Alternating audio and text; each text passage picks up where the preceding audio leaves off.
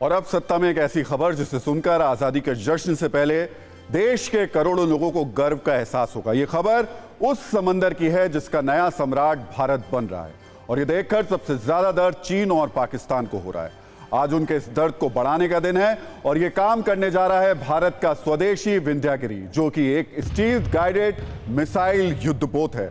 और इसका उद्घाटन 17 अगस्त को देश की राष्ट्रपति द्रौपदी मुर्मू करने वाली हैं। इसे कोलकाता के garden reach ship builders and engineers limited में लॉन्च किया जाएगा।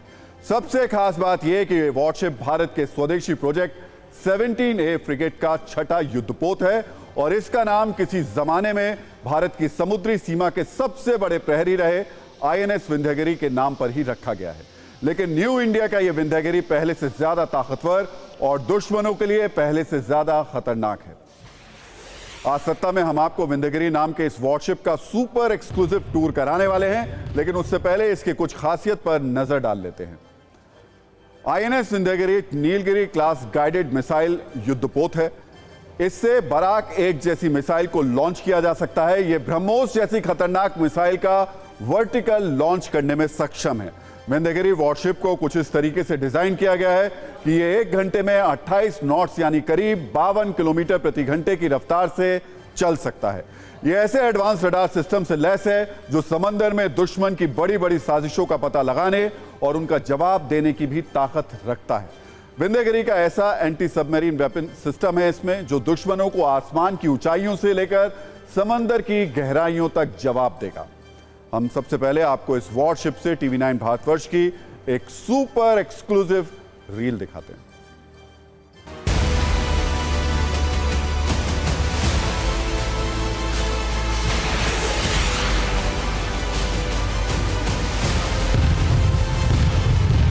आत्मनिर्भर भारत का और एक नमूना garden reach ship builder yards में बनाए जा रहे हैं नीलगिरी क्लास का ये छठा जहाज, जिसका नाम विंध्यागिरी दिया गया है। आने वाले 17 तारीख को इस जहाज का उद्घाटन करेंगे देश की राष्ट्रपति द्रौपदी मुर्मू।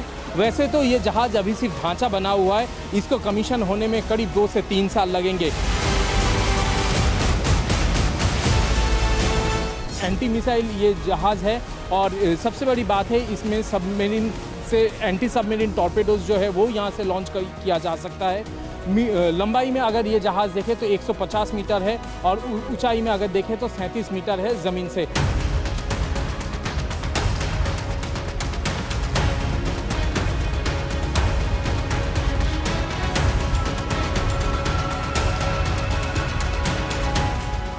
TV9 भारतवर्ष को एक्सक्लूसिवली ये जहाज़ दिखाने का मौका दिया गया है, और इस जहाज़ में खड़ा होकर ये तो कह सकते हैं कि देश का जल सुरक्षा एक मजबूत हाथों में दिया जा रहा है।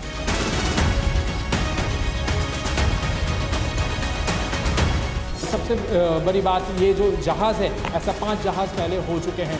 आप अगर देखेंगे तो यहाँ पूरी तरह ये स्टील से बना हुआ ये जहाज़ मजबूती की यहाँ पे निदर्शन रखते हैं।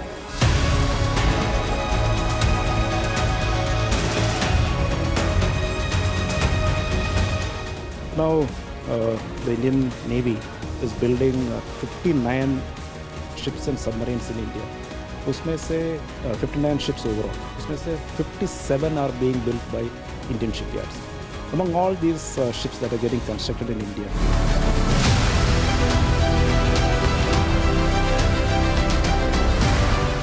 stealth frigate. बाकी जहाज़ों से जो फ़र्क है, the stealth features in this particular ship is the most advanced. Stealth means the enemy is unable or has got limited visibility of this ship. That's the stealth. So as far as the stealth, the characteristics are concerned, this is one of the best in the world.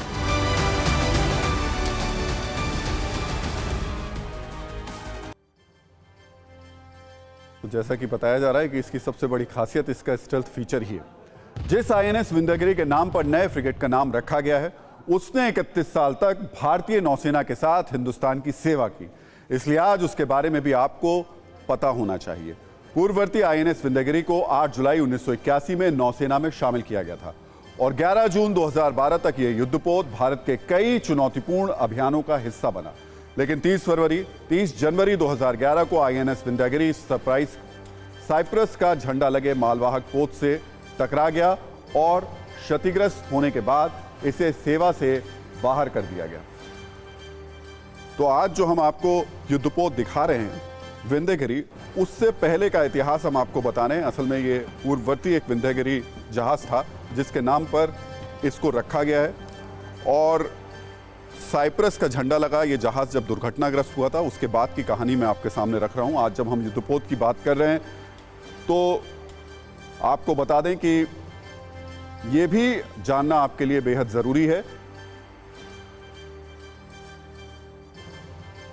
कि आखिर समंदर की ताकत में भारत, चीन और पाकिस्तान में कौन कौन कहां पर है, कितनी किसकी ताकत है। हमने न्यूज़ मित्रों के लिए इस पर एक कुंजी भी तैयार की। सबसे पहले वॉरशिप में डिस्ट्रॉयर की बात कर लेते हैं, जो मौजूदा वक्त में भारत के पास 11 हैं, जबकि पाकिस्तान के पास इनकी संख्या सिर्फ 2 है। मौजूदा वक्त में सबसे ज़्यादा 50 डिस्ट्रॉयर वॉरशिप चीन के पास हैं। डिस्ट्रॉयर एक ऐसा वॉरशिप होता है जो एक साथ कई रोल निभाने की क्षमता रखता है। इसे एंटी सबमरीन, एंटी शिप या फिर एंटी एयरक्राफ्ट के तौर पर भी इस्तेमाल कर सकते हैं। इसी तरह एक युद्धपोत फ्रिगेट भी है।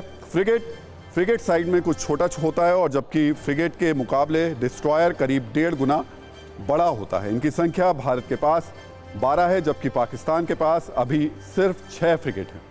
जबकि यहाँ पर चीन सबसे आगे है इस मामले में, जिसके पास 43 फ्रिगेट हैं। इसके अलावा समंदर में किसी देश को ताकतवर बनाने के लिए उसकी सबमरीन यानी पनडुब्बियों का भी बहुत बड़ा किरदार होता है। अगर तीनों देशों में इसकी तुलना करें तो भारत के पास 18 सबमरीन है, जबकि पाकिस्तान के पास सिर्फ 8 सबमरीन है, जबकि चीन के पास इससे कहीं ज्यादा 78 पनडुब्बियां हैं। तो आप समझ सकते हैं, ये सही है कि ताकत के मामले में इन दोनों में चीन पहले नंबर पर है, दूसरे नंबर पर भारत है, चाहे वो फ्रिगेट हो चाहे वो पनडुब्बियां हो। लेकिन भारत की ताकत लगातार पिछले कुछ वक्त से बढ़ती जा रही है, और इस युद्धपोत विंध्यगिरी के शामिल होने के बाद, जो कि राष्ट्रपति जिसका उद्घाटन करेंगी, उसके बाद में भारत को एक और बड़ी ताकत और एक बड़ी शक्ति मिलेगी।